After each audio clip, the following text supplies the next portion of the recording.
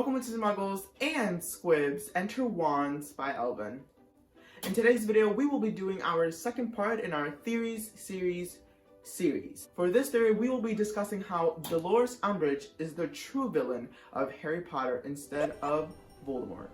Speaking about Voldemort, today I have the wand of He Who Must Not Be Named, Tom Riddle himself.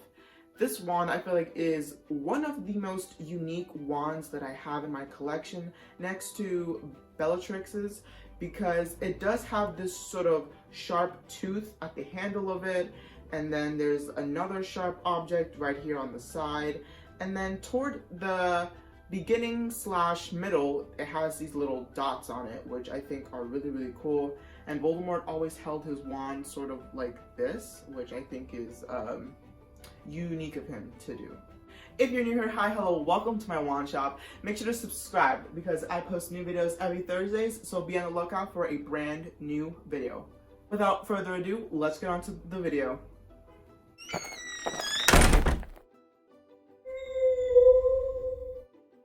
For this theory, we will be discussing how Dolores Umbridge is the true villain of Harry Potter. Of course, we all know Dolores Jane Umbridge to be one of the worst humans to ever live on this planet. She, of course, worked in the Ministry of Magic, and then she transferred over to Hogwarts on Ministry official business. And then she became the High Inquisitor of Hogwarts, and then ultimately wanting Dumbledore's job as headmaster of Hogwarts.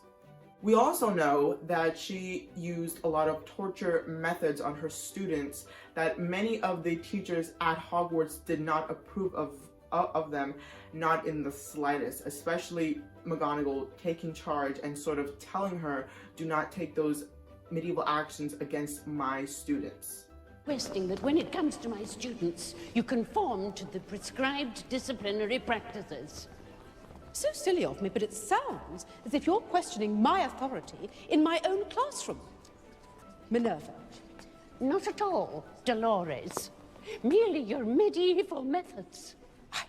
But I think it's time to dive a little bit deeper of why I think this theory just might be true. Now, of course, in the books, we know that Snape is the only Death Eater capable of producing a Patronus charm due to his memories of Lily. We also know that Voldemort and his followers cannot produce a Patronus charm due to the feeling of they are always angry and that they are bitter and that they are maybe guilty of what they have done.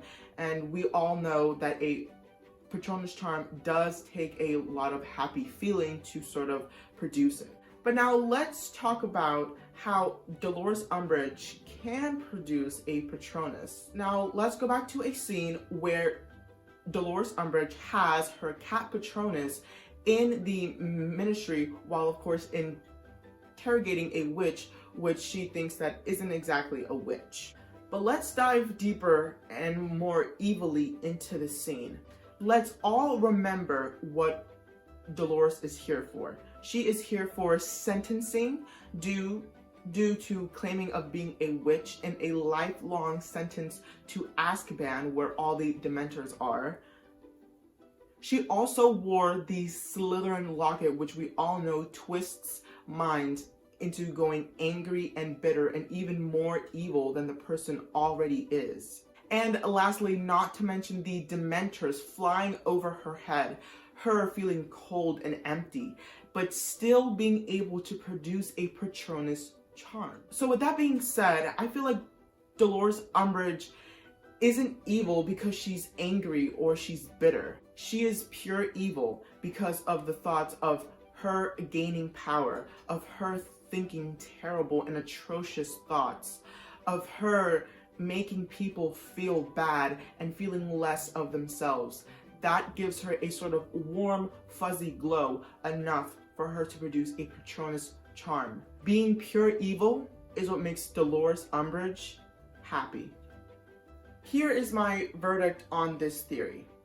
I will give this theory an A+. With the evidence with just one scene really sort of opened my eyes to what a horrible person she truly is.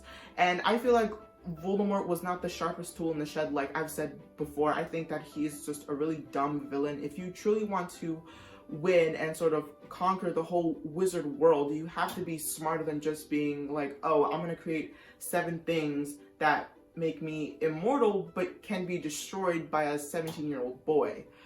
It's sort of weird in my mind how this woman is more sinister and more evil and more despicable than Voldemort, a wizard that the majority of wizards and witches fear just to say his name.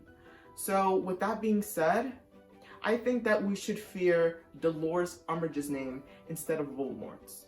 So that's my verdict about this theory. I actually really enjoyed this theory and I agree with it 100%. If you enjoyed this video, make sure to give it a thumbs up and do not forget to subscribe. But as always, keep your wands up at the ready. Always.